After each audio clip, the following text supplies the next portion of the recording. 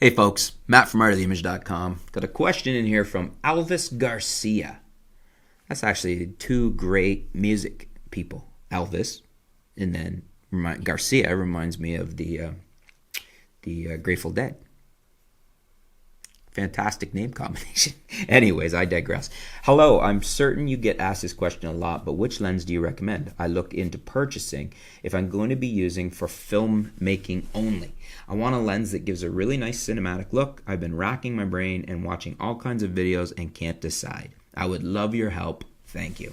Well, first of all, thank you very much for your question, Elvis. Secondly, though, I'm not sure what you're shooting with. I don't know if you're going to be buying a new camera system, or you didn't mention, if you do have a camera, what it is. So if you're wanting just in general, the focal length or the specific lens I would recommend, 50s are nice, especially on an APS-C body, say a Canon 80D, Sony a6300, Sony a6500. A 50 f1.8 gives you, when you're talking cinematic, it gives you a fast lens, so you can shoot low light. It gives you a lens that allows you to blow out the background with the f1.8 faster aperture. So that is always a recommendation that I like. If you're shooting Panasonic, my favorite is the 42.5 f1.7. Gives you that f1.7 shallow depth of field.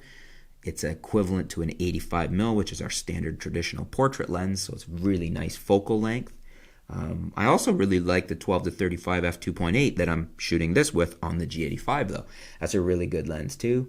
F2.8 is still fairly fast, not granted as fast as a prime, but it gives you the flexibility of, 12 to 35 is 24 to 70 on a 2x system, crop system like the Micro Four Thirds.